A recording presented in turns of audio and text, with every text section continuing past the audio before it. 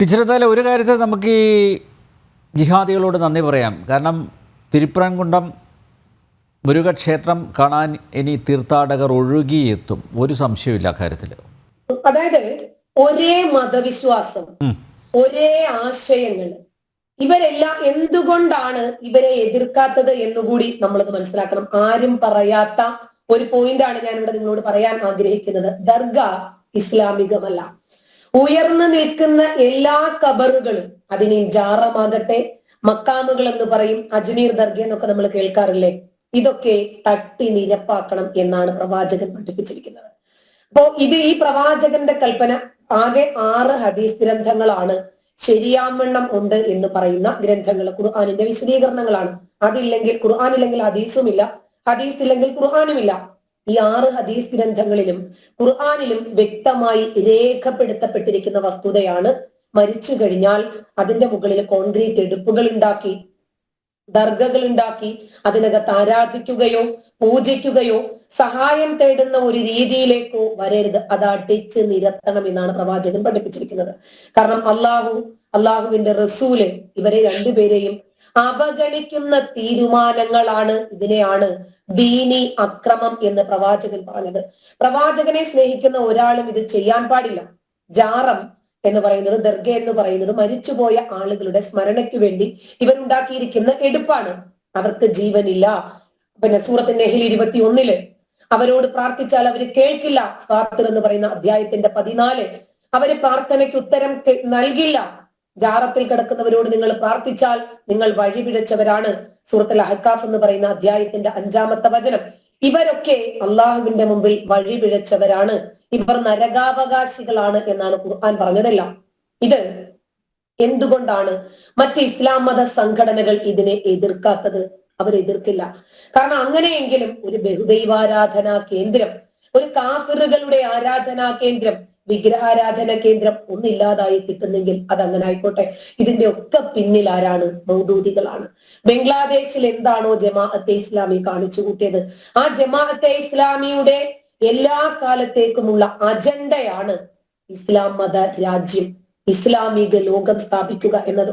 ഇപ്പോ നമുക്ക് നിരോധനത്തിന്റെ കാര്യത്തിലായിരുന്നാൽ പോലും ജമാഅത്തെ ഇസ്ലാമിയോട് മത്സരിച്ചാൽ RSS തോറ്റുപോകും. സിമി നിരോധിച്ചു, സ്റ്റുഡൻസ് ഇസ്ലാമിക് ഓർഗനൈസേഷൻ ഉണ്ടാക്കി SIO, പിന്നീട് ക്യാമ്പസ് ഫ്രണ്ട് വന്നു. ഇതിനൊന്നിലും ചേരാത്ത ഒരുപാട് രഹസ്യ ഗ്രൂപ്പുകൾ, 15-ലധികം സംഘടനകൾ, പല പേരുകളില്. ഇന്നലത്തെ പഴയ ചോറ് ഇന്ന് അരച്ച് ഇഡ്ഡലിയാക്കുന്നത് പോലെ വ്യത്യസ്തമായ പേരുകളിലാണ് ഇവർ നിലനിൽക്കുന്നത്. പിന്നെ എണ്ണിയാൽ ഒടുങ്ങാത്ത സ്ലീപ്പർ സെല്ലുകൾ വേറെയുമുണ്ട്. അതുകൊണ്ട് ഒരു പോപ്പുലർ ഫ്രണ്ടിനെ നിരോധിച്ചാല് മറ്റു പേരുകളിൽ അവർ വരും. ഇനി സംഘടനകളുടെ ലേബൽ ഇല്ലാതെ പ്രവർത്തിക്കാൻ മെക്സെവനെ പോലെയുള്ള സംഘടനകൾക്ക് സാധിക്കുന്നില്ലേ? അവരും ഒരു സംഘടന തന്നെയാണ്. ഇവര് ക്രിമിനൽ ആക്ടിവിസം ഉണ്ടാക്കുക എന്നതാണ് ഇവരുടെ ലക്ഷ്യം. മിണ്ടാതിരിക്കുന്ന ഹിന്ദുക്കളെ പ്രകോപിപ്പിക്കുക. ഇപ്പോ മിത്ത് വിവാദം നമ്മുടെ സ്പീക്കർ എടുത്തിട്ടു എന്തിനാണ്? ഇതാണ് മിണ്ടാതിരിക്കുന്ന ഹിന്ദുക്കളെ പുകച്ച് പുറത്ത് ചാടിപ്പിച്ച് അവരെ പ്രകോപിതരാക്കി മാറ്റുക. അതിനുവേണ്ടിയാണ് ക്ഷേത്രം കൈയടക്കാനും അവിടെ കൊണ്ടുപോയി ബലികർമ്മം ചെയ്യാനും ഒക്കെ ഇവർ തയ്യാറെടുക്കുന്നത്. അതിനു മുമ്പ് തന്നെ ഇവർ ഡിക്ലെയർ ചെയ്യുന്നു, ഇന്ന ദിവസമാണ് കേട്ടോ ഞങ്ങൾ ഇത് ചെയ്യാൻ ഉദ്ദേശിക്കുന്നത്. എന്തിനാണ്? ഹൈന്ദവ വികാരം ഇളക്കുക. ഒരു മുഹമ്മദ് മുസ്തഫ എന്ന ഒരു യുവാവ് കാസർഗോഡ് ഖുർആൻ കത്തിച്ചു. എന്തിനാ? ക്രിസ്ത്യൻ വികാരം ഇളക്കുക. ഒരു മുസ്ലിം പുരോഹിതൻ പറഞ്ഞു, യേശു പിഴച്ചുപറ്റ സന്തതിയാണ്. അപ്പൊ ഇതൊക്കെ പറയുന്നത് എന്തിനാണ്? ക്രിസ്ത്യാനികളുടെ മതവികാരം ഇളക്കിവിട്ട് അവരെ പ്രക്ഷോഭത്തിലേക്ക് നയിക്കണം, ഹിന്ദുക്കളുടെ വികാരവും. എന്നിട്ട് ഇവർക്ക് പലസ്തീനിലും പാകിസ്ഥാനിലും സൗദി അറേബ്യയിലും ഒക്കെ പോയിട്ട് പറയണം, ഇന്ത്യയിൽ ഞങ്ങൾക്ക് ജീവിക്കാൻ പറ്റുന്നില്ല, ഒരു രക്ഷയുമില്ല.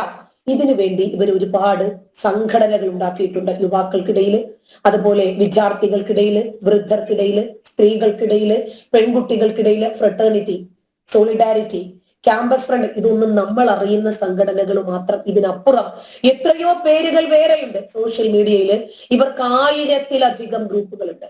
ജനാധിപത്യ സംവിധാനത്തിനകത്ത് കയറി കുത്തിത്തിരിപ്പുണ്ടാക്കുന്നതിന് വേണ്ടി ഒരു രജിസ്റ്റേർഡ് സംഘടനയുടെ ആവശ്യമുണ്ടോ? ഇല്ല.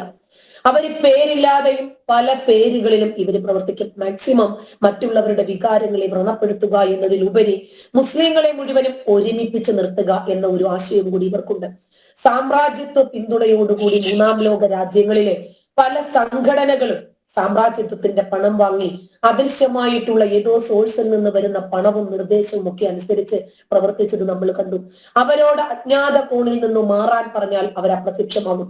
അൽ ഖ്വയ്ദ, ഐസിസ്, ഒരുപാട് പരിസ്ഥിതി സംരക്ഷകര് സംഘടനകള്, ആദിവാസികളെ സംരക്ഷിക്കുന്ന ആളുകള്, ക്രിസ്ത്യൻ സംഘടനകള്, കമ്മ്യൂണിസ്റ്റ് വ്യാപന വിരുദ്ധ സംഘടനകൾ, സിവിൽ റൈറ്റ്സ് സംഘടനകൾ, ഇങ്ങനെ എന്റെ കയ്യിൽ ഒരുപാട് ഡേറ്റാസ് ഉണ്ട്. ഒരുപാട് രൂപത്തിൽ രാജ്യത്തിന്റെ വികസനത്തെ തടഞ്ഞു നിർത്തുക, ഒരു മോദി ഫോബിയ, ഒരു യോഗി ഫോബിയ ഇവിടെ ഇങ്ങനെ പരത്തുക. ഇതിനു വേണ്ടി പല രാജ്യങ്ങളിൽ പ്രവർത്തിക്കുന്ന ആളുകളുണ്ട്. നമ്മൾ തന്നെ മുമ്പ് ചർച്ച ചെയ്തതാണ് 16,000 പോപ്പുലർ ഫ്രണ്ടിന്റെ അക്കൗണ്ടുകൾ NIA കണ്ടെത്തിയത്. ഇവർക്കൊക്കെ പണമൊന്നും ഇഷ്ടം പോലെ ഇവർ അങ്ങോട്ടും ഇങ്ങോട്ടും ട്രാൻസാക്ട് ചെയ്തു. ആര് പിടിച്ചു? ഇവർക്ക് എന്തിനാ ഭയം? ബംഗ്ലാദേശികളുടെ ലക്ഷക്കണക്കിന് ബംഗ്ലാദേശികൾ ഇവിടെ ഉണ്ടെന്നാ കഴിഞ്ഞ ദിവസം സാമുൽ സാർ പറഞ്ഞത്.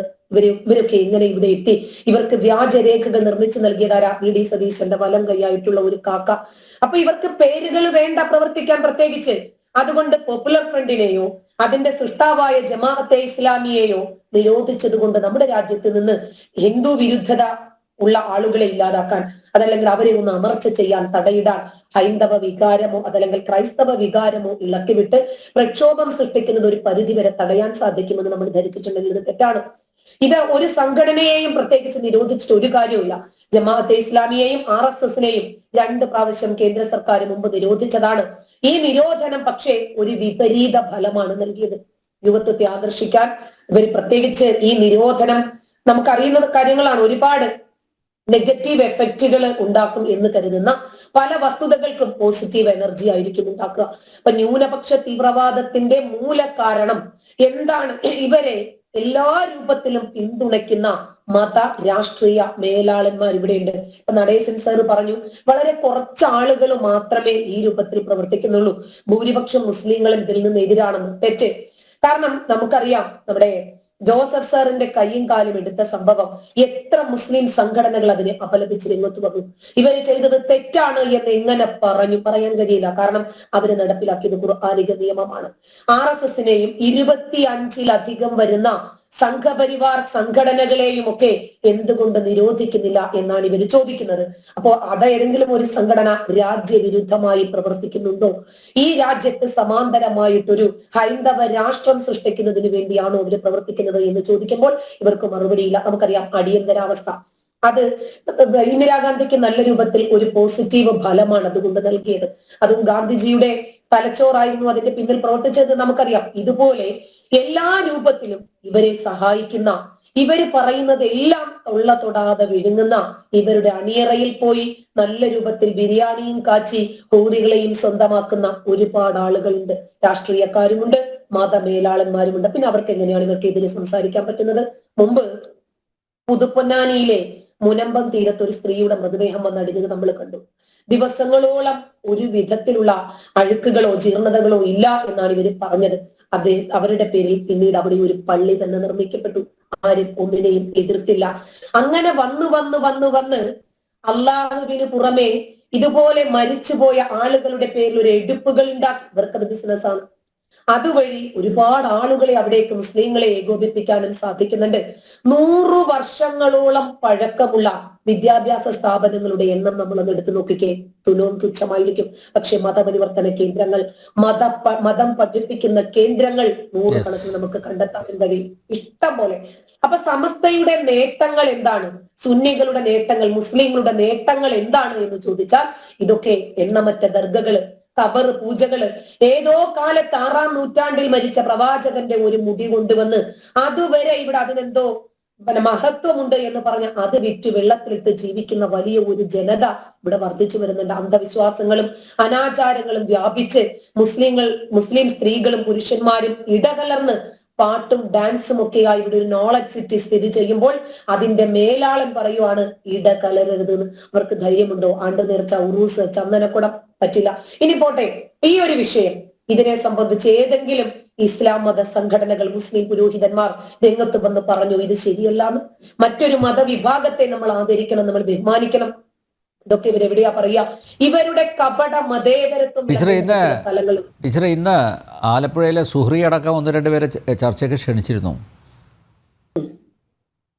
അപ്പോൾ പറഞ്ഞത് അവര് വരില്ല. അല്ല, അപ്പോൾ എന്നെ വരില്ല പല വരില്ല അല്ല, ചാനലുകളിൽ ജാമിദ ടീച്ചറും ഒക്കെ ഉള്ളത് കൊണ്ടാണ് വരാത്തതെന്ന് പറഞ്ഞു, എടുത്തു പറഞ്ഞു. എന്നിട്ട് അദ്ദേഹം അത് അതാണ്. അല്ല റെക്കോർഡ് ചെയ്ത് അദ്ദേഹം അത് ഫേസ്ബുക്കിൽ ഇടുകയും ചെയ്തിട്ടുണ്ട്. അതെ. ഞങ്ങൾ പിന്നെ പല ചാനലുകളിൽ നിന്നും എന്നെ സമൂഹത്തിൽ ചർച്ചയ്ക്ക് സ്പർദ്ധ വിളിക്കും. സൃഷ്ടിക്കാനാണ് ഇത്തരം ചർച്ചകൾ സംഘടിപ്പിക്കുന്നതെന്ന്. പല ചാനലുകളിൽ നിന്നും ഇവരുടെ തന്നെ വലിയ പോപ്പുലർ ആയിട്ടുള്ള ചാനലുകളിൽ നിന്ന് ഒരു 5 മണിക്ക് വിളിച്ചു പറയും, ടീച്ചറെ ഒന്ന് ചർച്ചയ്ക്ക് ഇരിക്കാമോ? ശരി, ഞാനിരിക്കാം, എനിക്ക് എന്റെ ആശയം സ്പ്രെഡ് ചെയ്യണമെന്ന് മാത്രമേ ഉള്ളല്ലോ. ഒരു 8 മണിയാകുമ്പോൾ അവർ വിളിച്ച് പറയും, അതെ ടീച്ചർ ഉള്ളത് കൊണ്ട് ഇന്ന ആളുകൾ വരുന്നില്ല എന്നാ പറഞ്ഞ്. ഒന്ന്, ഒരു സ്ത്രീയാണ്. 2, അവരോട് സംസാരിച്ച് ജയിക്കാം. നമുക്ക് നമ്മുടെ ആശയങ്ങൾക്ക് നമുക്കൊരു ആത്മവിശ്വാസം ഉണ്ടെങ്കിൽ ലോകത്തിനോട് മുഴുവനും നമുക്ക് നിന്ന് സംസാരിക്കാൻ പറ്റും. ഈ പുരോഹിതന്മാർ മുഴുവനും വന്നാലും ഞാൻ വരും ചർച്ചയ്ക്ക്. കാരണം എനിക്ക് എന്റെ ആശയത്തിൽ ഞാൻ തീർച്ചയായും. പറയുന്നത് ശരിയാണ് എന്ന് സ്ഥാപിക്കാനുള്ള കോൺഫിഡൻസ് എനിക്കുണ്ട്.